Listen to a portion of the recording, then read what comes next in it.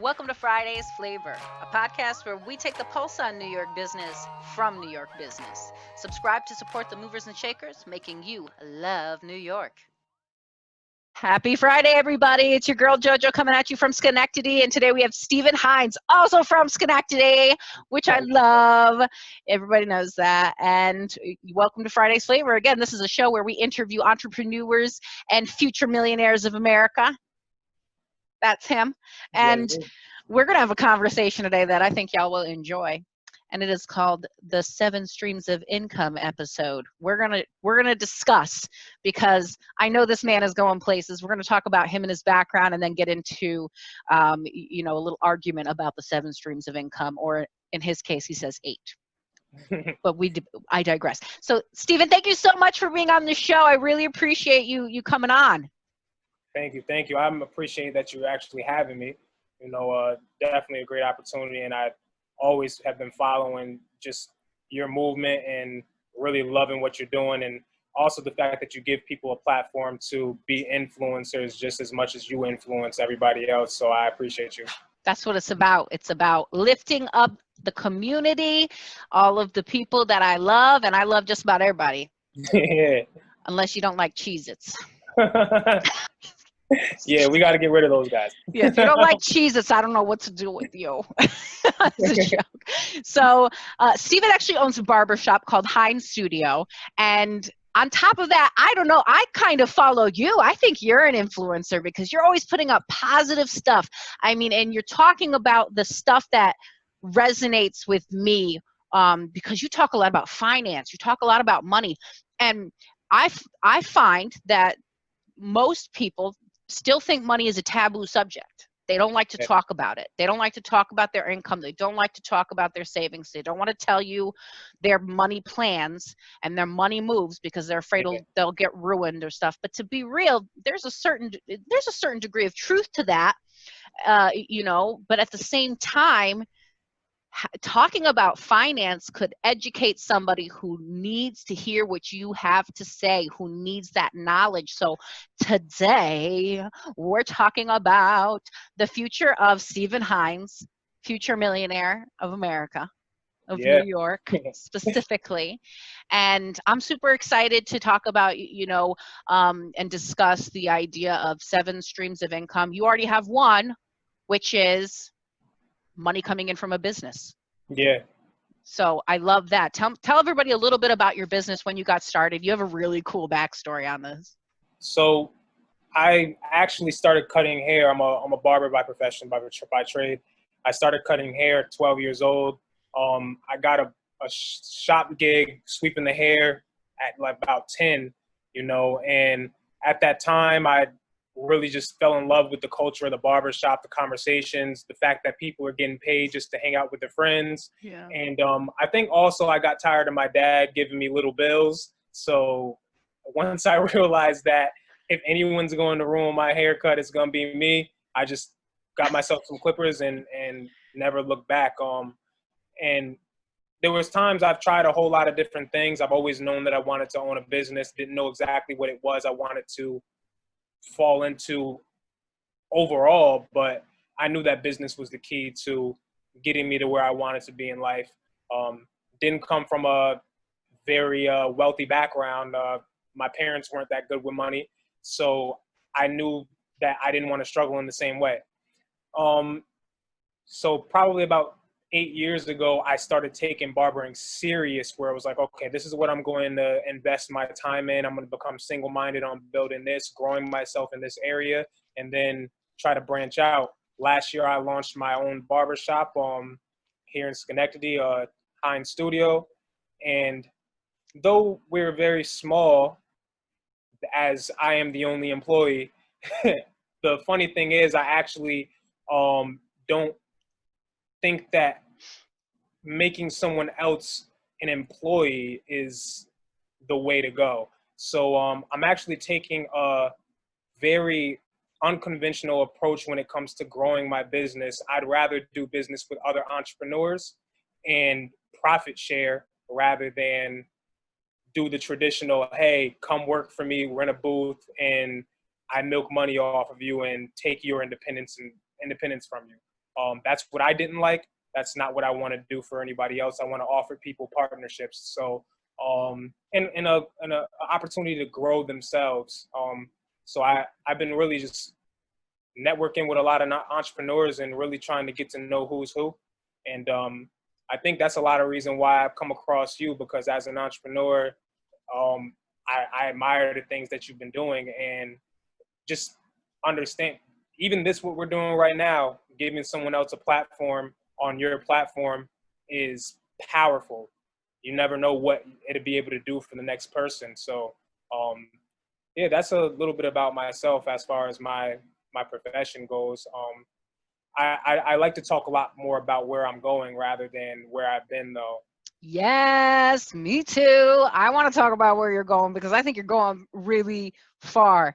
I follow you on social media and I see you talk about and talk in a way that makes people influencers, and like you have the influencer personality already. I know that. Thank you. But then also you speak to it in a way that reaches people without seeming like you have an ulterior motive. Because, there's a lot of people on social media who, let me blast this program, talk about this, you learn how to do this and Yeah. figure out how I made my first $1 million on here. No. What are you selling? Exactly. Like, and that you scroll down, you scroll through, and then at the bottom there's $99 for my program. I go, there was the Yep. angle the whole time. You should have put that at the top of the thing. I just scrolled, my finger could have broke. You don't know what could happen. Anyway, so it's just very genuine the way that you share the information that you already have learned, and the positivity behind the messages that you put out there. That's how I know. That's how I know that I know that I know that I know that you are going places, because it's that power combo of I have the drive, I have the ambition. I've had it since I was 12 years old, and I know where I'm going, and I'm bringing people with me. Because there's a lot of people who have a couple of those things going on, but very few people have all of that going on for themselves and are willing to bring others with them. And that's the sense I get from you, that you want to educate other people in that same, in the same arenas that interest you. You're trying to educate and bring knowledge to people, which, it's funny, a lot of people will try to kind of like hold on to their little trade secrets. Who knows why?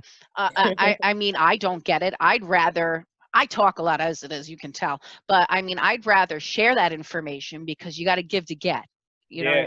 that's it. You have to give something, you have to offer value, and you offer a lot of it. Yeah. Thank you. I see you speak to finance a lot, and I think the last time I talked to you last week, I had said, let's have a conversation about where you're going and how do you get there. Well, I've heard the 7 streams of income, because you're going to be a millionaire one day. So let's talk about that. And then you had said that you saw something about it being 8 streams of income. So Okay. I would like to start, and then I'll let you pop the second one there. Dope. First and foremost, earned income.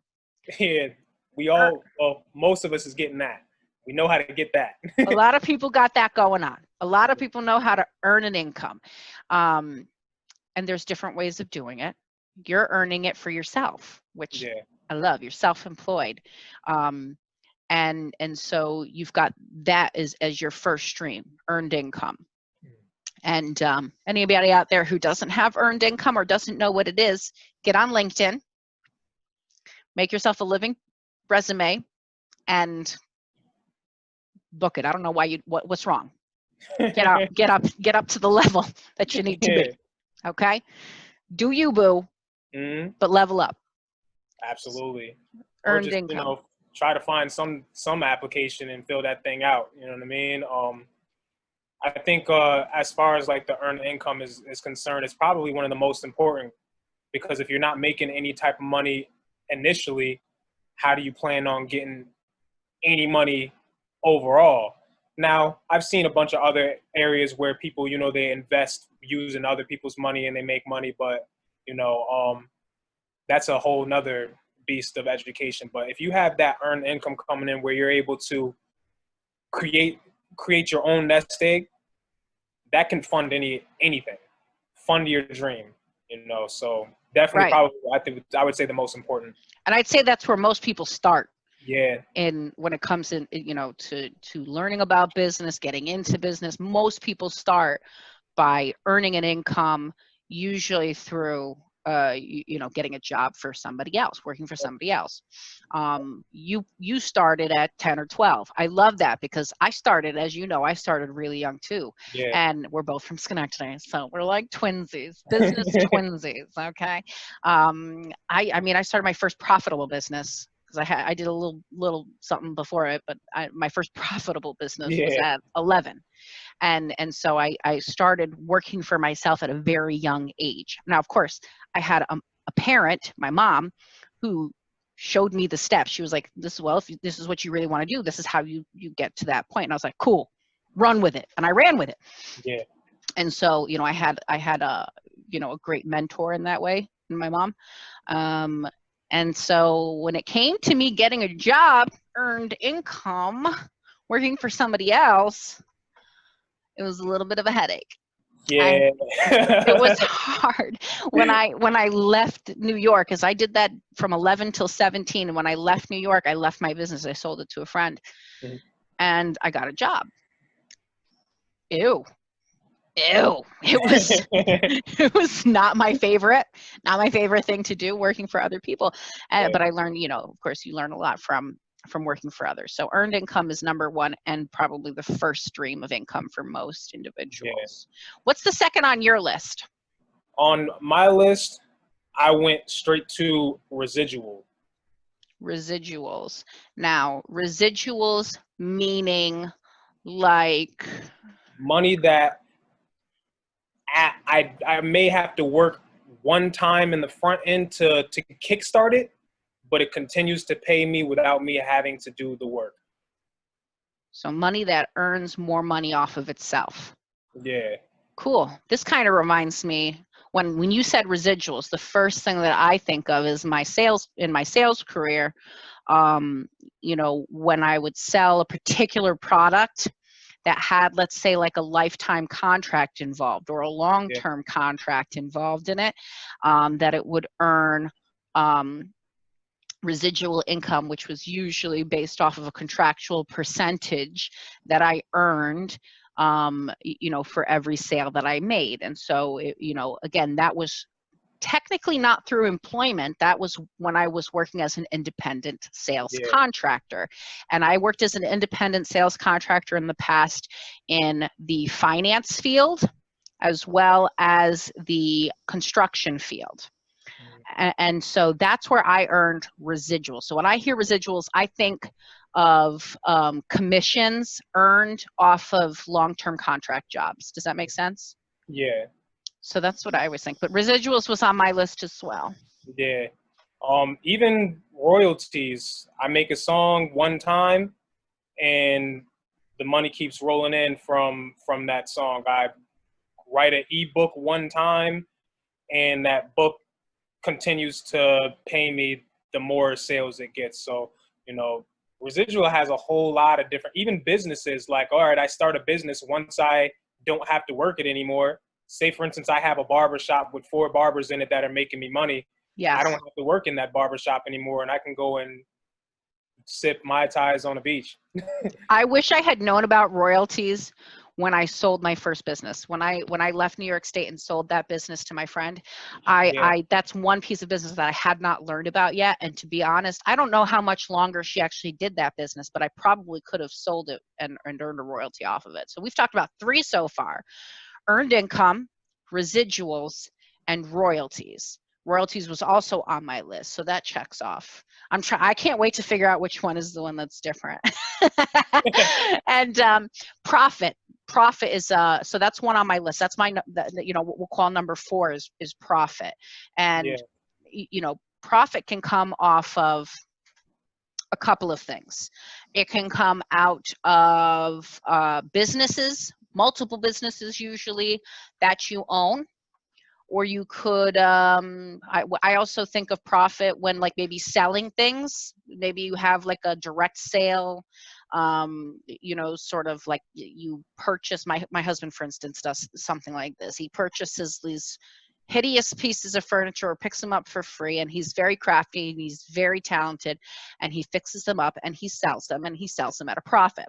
Yeah. So I think of little side businesses when I think profit. I think of, you know, owning a business and earning a percentage of the gains from that as being profit.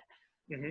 And, you know, I think everybody kind of gets that concept and everybody wants it, Yeah. but not everybody gets there. So profit is a big one.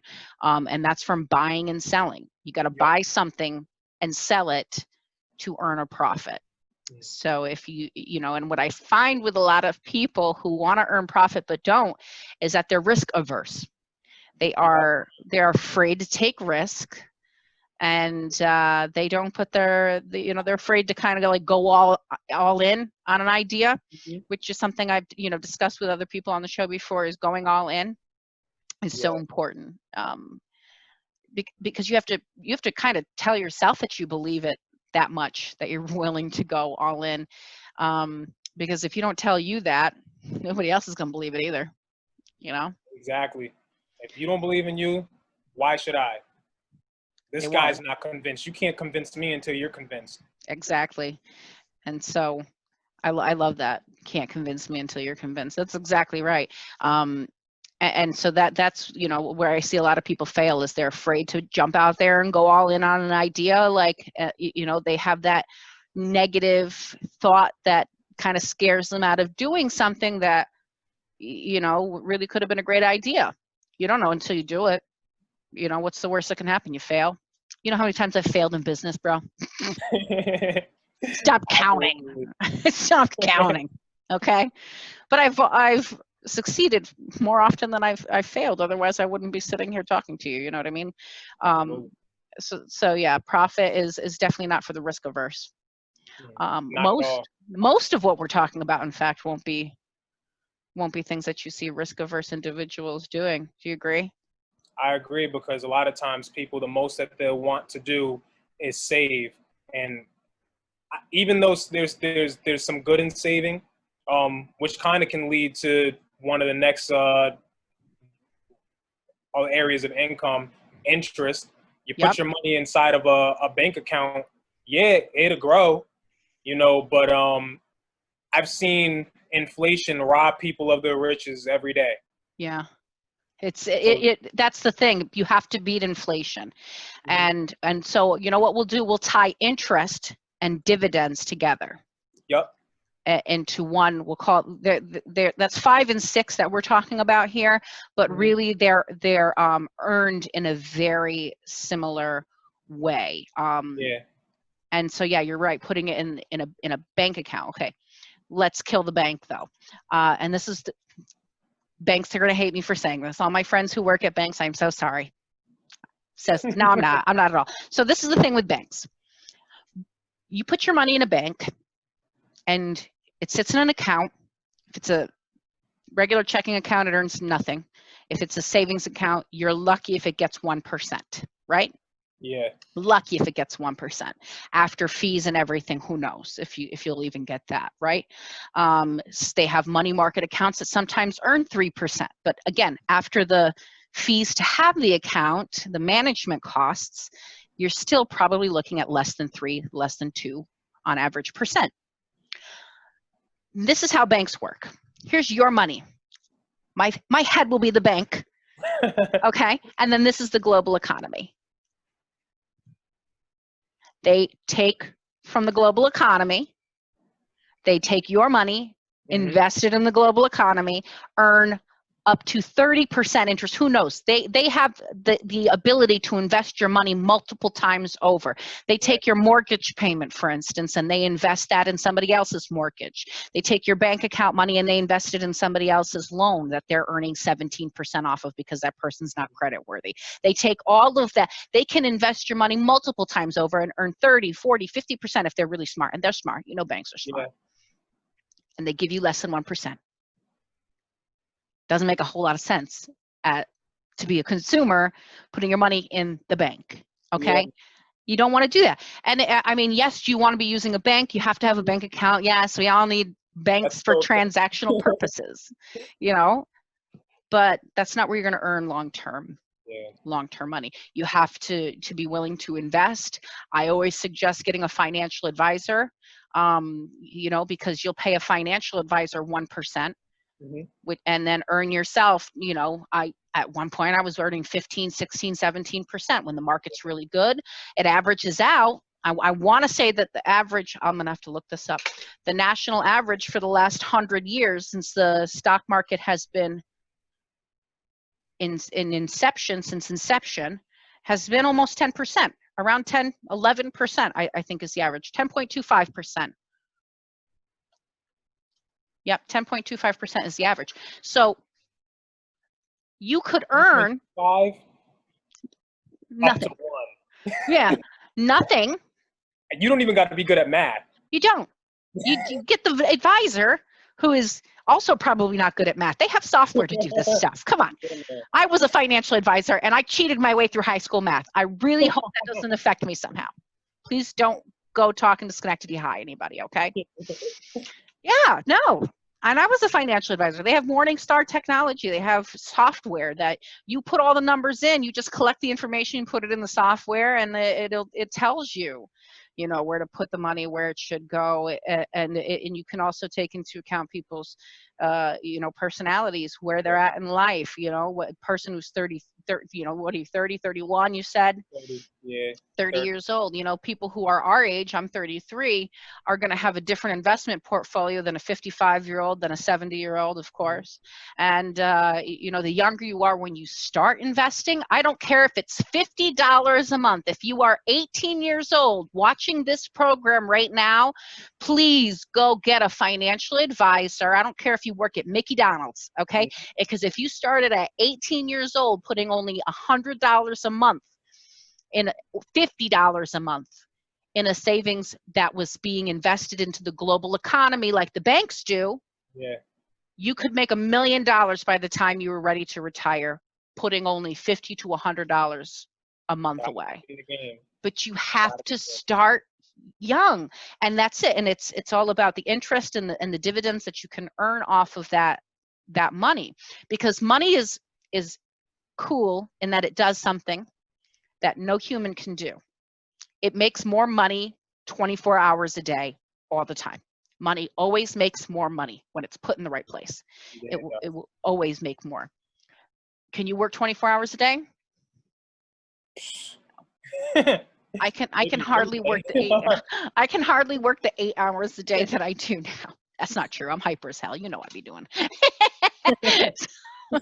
No, yeah, but no human could earn money 24 hours a day on their own. If you own a business, you could have other people making money for you, but there's no human that does what money does, and that it's 24 hours a day earning more of itself. So let me see what you brought that up, because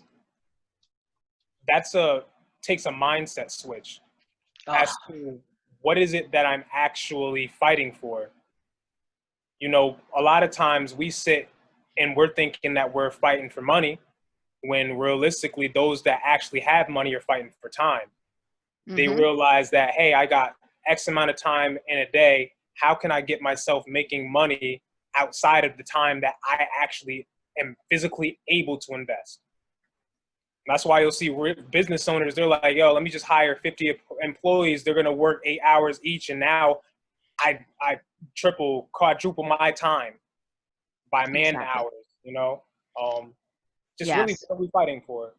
Money or time? When you make that decision, then you'll decide whether you're going to get in the game or you're going to stay on the sideline. It's so true. And it takes a certain individual. Not everybody is willing, again, to take that risk or to invest it. A lot of people are willing to take the risk to go take their money and spend it on a vacation every year. That's a risk. I mean, anything that you do with your money in reality is a risk, because it comes and goes. Everybody knows that money comes and goes. You could lose your job tomorrow, God forbid. We've seen that happen recently. A lot of us saw it, yeah. We've seen it. And so, a lot of people, business owners especially, are the ones that we're talking about recently, are the ones that are affected by things like this happening, because you go from earning, a certain percentage, a certain amount of income down to nothing for several months. And it amazes me to see the companies that have been looking for bailouts, that are going, we're so hurt by this. I go, you've been earning $3 million every quarter. Mm-hmm. What the hell are you doing with your money that you can't afford? Do you know what I mean? Like, what are you doing with your money that you can't afford to be out of business for 2 months? Now, I understand it's crippling to Yeah. any business, to any company. It should and would be crippling. But what were you doing with all of your profit for all this time? Where were you investing it? Where were you putting your money that you have nothing to hold you over? That doesn't make sense. A lot of people's books are really, really screwed. A I think lot a of lot of people's them are. books are very screwed. But not for nothing, I do believe that a lot of businesses saw that this was a chance to leverage, what they already got going on. For some people, they were like, this is some free money. Let me get my hands on that. For others, it was like, nah, I really need this, and otherwise I'm belly up. Yeah. So A lot of small businesses. yeah, for real. I've I- seen it happen. A few of my friends lost their businesses during this time because of, a few months, you know what I mean? Especially if Yep. you just started your business, a few months are critical in the first 5 years. Yes. Yes. It can be extremely, extremely difficult to bounce back from something like this. I feel bad for your friends. That's terrible. But I mean, it's still like the $1 billion companies that are saying that they were affected and need loans from this. I just go, what is wrong with you? I can't quantify that. I can't, exactly. Like, if you were making $1 million every 3 months, you would be fine right now. like maybe you furlough a couple people, maybe you put a few people on, take a little break. Yep. But we're all coming back. There's not going to, $1 million companies. I'm not even going to name them because y'all can look them up and you know them. You've heard about them in the news. To me, it seems ridiculous, just ridiculous. The people that were asking for these loans. And did you see how a lot of people took them that didn't actually qualify, and they were forced to give the money back because the government was just like, are you for serious right now? Are you for serious? You what? What? That was the scary part, because there were a lot of people that actually needed that, had to go on wait because they were giving money out to people that actually, no, you didn't qualify. So I don't know how they found their way into those loopholes. It I doesn't guess make where sense. there's a will, there's a way. Right? So we talked about earned income, residuals, royalties. Number 4, profit. 5 and 6 were interest and dividends. Do not have a bank account, have a long-term savings account, get a financial advisor, right? Yeah. And then what I have as my seventh and last stream of income is rental income, Yeah. real estate investments, which scare the crap out of a lot of people with good reason. It is again a risky investment because you have so many factors to consider. I think what I've heard, and I could very well be wrong. So if somebody out there listening right now knows that I'm wrong and wants to correct me, feel free to drop it in the comments. I don't take it personally. I want to say that I've heard that in New York State at least, you have to actually have about 3 or 4 rental properties before you actually turn a profit, before you actually make a viable income. And you know what I see a lot of people do once they get like 2 or 3, they quit their job.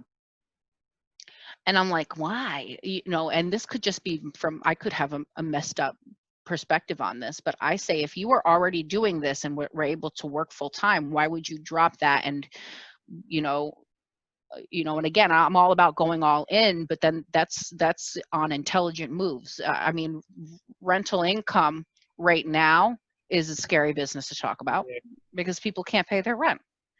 And that's what I always think about when I'm like, because I in a few years, I'm not even going to live in this country anymore. I have property in Mexico. I want to move to make that my full time. And I'm like, do I sell my house or do I rent it out?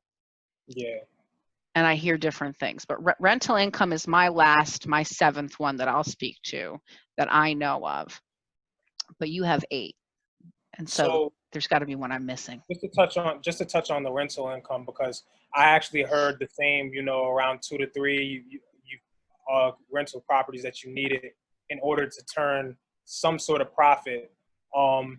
Now, depending on what that profit will be is kind of dependent on a lot of different factors. But then I also have heard even further than that, where they break it down to the amount of units that you need in order to actually turn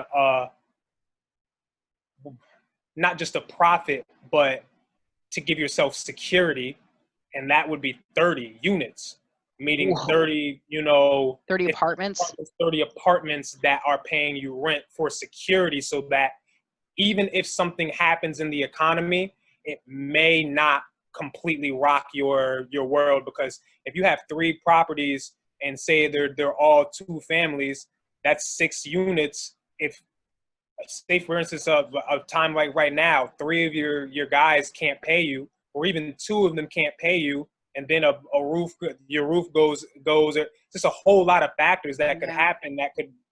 Can I afford this if they're not paying me? Exactly. So there's a lot. I believe that real estate is one of the most powerful pieces to the puzzle, but I agree. It does take a lot of knowledge, and it takes a lot of capital in order to be able to sustain yourself in there, especially if you're taking out loans. Yeah. Oh, that's probably my biggest piece of advice to anybody out there listening. When you get into real estate, do your best to get into it debt free. Like that's why I make that one my last one. Because I kind of think like you got to move your way up the list, right? And so I think earned income, residuals and royalties and profit, and then investments in the difference between interest and dividends, just so people know. Interest is it's still investing, but it's put in places where you're lending your money and you're earning interest off of that, and dividends are from owning stocks specifically. Yeah. So just to create that distinction in case somebody wants to hit up the comments and be a joker. Okay, I don't care. I said it. All right. So I say rent to last, and a lot of lists that I've read don't put it last. They might not even necessarily be in a particular order, but I always say that one last because it is the one that you've got to work up knowledge-wise, just like you said. You really got to know what you're doing, and you've got to have, I think, already a pretty stable financial situation to take that risk, to go into that, because there's so many factors involved. And like you were saying, 6 units, three multifamily houses. And Schenectady is a perfect example of this because Schenectady has a lot of multifamily homes and neighborhoods that are comprised of, a lot of those types of units.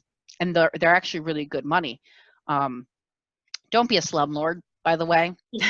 Just don't be. Like, there's a lot of people who do that. They buy a bunch of these houses for the taxes, for the tax money, basically, which is next to nothing.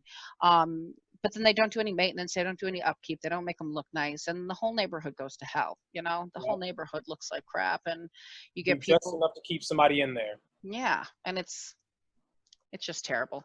But that is a good way to earn your 7th stream of income is rental properties. And if you know how to flip, that's another, way you can make real estate do your bidding.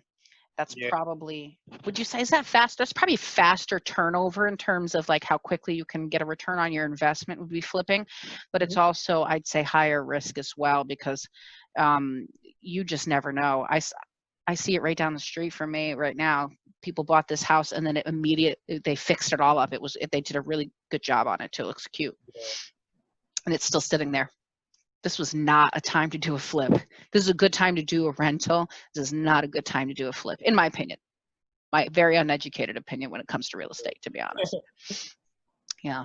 I would say, as far as like, buying and flipping, definitely, like you said, education overall, because you might buy something and get stuck with it, and now I'm 50 grand in the hole and I thought that I was going to come up. So I actually really do agree with you. I believe that real estate in my opinion, would be the last piece to the puzzle for me. I honestly believe that getting a business is the first piece to the puzzle. That's Yeah. just my opinion because, there's a lot. You can start businesses for very, very cheap, you know what I mean? And then work your way up as far as like the money that's coming in. You don't necessarily have to pull too much money from your own earned income. In my opinion, I believe that that's the best place to start. Yeah, you can start small and scale up. Yeah. When it comes to real estate, a lot of times if you don't got your own money, you're borrowing money. So now you're starting in debt.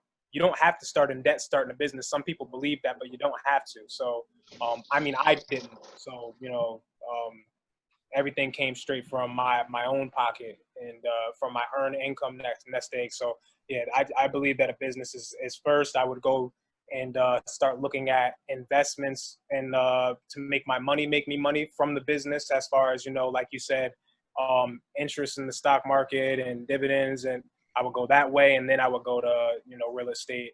But that's just my opinion. Of course, everybody has their own formula. What works for me may not work for you. So, yeah, absolutely. But as far as that eighth piece of income, I have capital income. Capital gains? Yeah, which is very it's similar to profit, but when it comes to profit, a lot of times before you make that profit, you take on expenses. Whereas capital, you don't necessarily have to take on any expenses before you get the overall profit, which will be the capital. So say, for instance, I bought a farm and I held it for a year. The price of farmland went up, and I just resold the farmland to somebody else. I just made a capital gain, and I didn't necessarily have to take on much expenses as far as, if I have a product that I'm making a profit off of, I may have to buy, say I have beard oils, I got to make the profit. I got to buy the bottles to put it in. I have to get the labels on it. There's a lot more expenses that I'm taking on this one product before I even make a profit on it. Whereas, when it comes to capital income, it's far less expenses on top of that. Right. There's less investment, factor in terms of you increase your margin. Yeah. So you're putting in a small amount and the capital gains are exponentially larger. Okay, so I'll take that. We'll take it. So it's 8 streams of income. The argument is over. It's got to be 8 because we got earned income, residuals, and let's say commissions. I want to call residuals commissions too. So if you ever can get into a position where you have a little side sales job that earns you commissions, go for it. Royalties, profit, interest and dividends, that's 5 and 6, right? And then rentals, and then capital gains. So those are the 8 streams of income. Now, you are not going to become a millionaire overnight. I want to say that I'm lying, but otherwise I'd be a millionaire already. Yeah. I'm just not there yet. So all those overnight successes that we saw, we just didn't see the work beforehand. Yeah, that's it. And you'll see a lot of, especially now, I feel like I'm seeing more of them. Maybe it's because I'm always talking about money and researching business stuff that I get more of these ads I'm seeing for, these get rich quick things, on Facebook, learn how I made my 7-figure income. Buy my book. That's how they did it, by the way. They convinced you that they had a 7-stream income and the 7-figure income, and so to sell the book, and they did. No, don't do it. Don't fall for it. There's really it's not, I'm not going to say it's simple. I'm not going to say it's easy. And I'm not going to say it's fast, but there is a formula, and that's it. Those 8 different areas, when you cover them and when you invest your time and your education, and which is probably the biggest thing, I think getting a financial education is the smartest thing that you can do for yourself. The smartest thing you can do for yourself. And you can get it for free. It's follow people like Steven. You will get a free financial education. I mean, It's just, I think the information's out there. You can find it, and people who have the ambition and that follow through, they'll do it. They'll do it. Thank you. That's the piece right there. That application piece is the piece that, I'll be honest, I lacked almost all through my 20s. On the back end of my 20s, application became a part of me. But towards the beginning, like I always wanted to learn. I loved learning. There was a lot of things that I had knowledge of, but I didn't do anything. So there could be somebody that book-wise didn't know as much as me, but knows more than me because he or she is actually doing what they're learning. Absolutely. When you do it, it changes things because now you get experience. You got to have some skin in the game. You got it. You know, don't be afraid to get any skin in the game. Not for nothing, don't be afraid to fail. You got to mess up. Then you know, oh, don't do that again. Oops. Oops. No. Whoops. Yeah, I've done it, dude. Oh, man. Or I've even, I've learned from a lot of the mistakes that I see people around me make, which I think is, important to surround yourself with individuals who are going the same place that you're going or want to go. If you're hanging out with people who smoke pot all day and play video games and take their weekends just going on little adventures and doing a whole lot of nothing, well, guess what you're going to turn into? You are what you eat. Yeah. You're gonna, though those people like Cheez-Its. I think they better. Oh man, I have so much fun talking with you. We've already gone way over time and I don't care. This has been Steven Hines. Check him out, Hines Studio. I'm going to put his Booksy link up here. He does amazing work. Follow him on Facebook, follow him on LinkedIn. He does, I see all the photos that you put up. I know you're very talented at what you do, and you should follow him just to keep him accountable. Because that's what I'm doing. I'm following you. You keep me accountable, boy. I'm going to keep you accountable. Schenectady needs to rise. Yeah, man. And we are Schenectady. So very cool. Yeah, dude, Schenectady gets a bad rep, but we are proving them wrong. One person at a time. That's it, man. So thank you so much for being on the show. Thank you very, very much for spending this time with me and sharing your knowledge with everybody and having this discussion about, finances. If you want to learn more about finances too, Steven is your boy. Give him a shout out. Seriously, he knows a lot of stuff, and he is going places. So follow him all over social media. And God bless you. Thank you for being on, Steven. Thank you so much. I appreciate you having me. Happy Friday, everybody.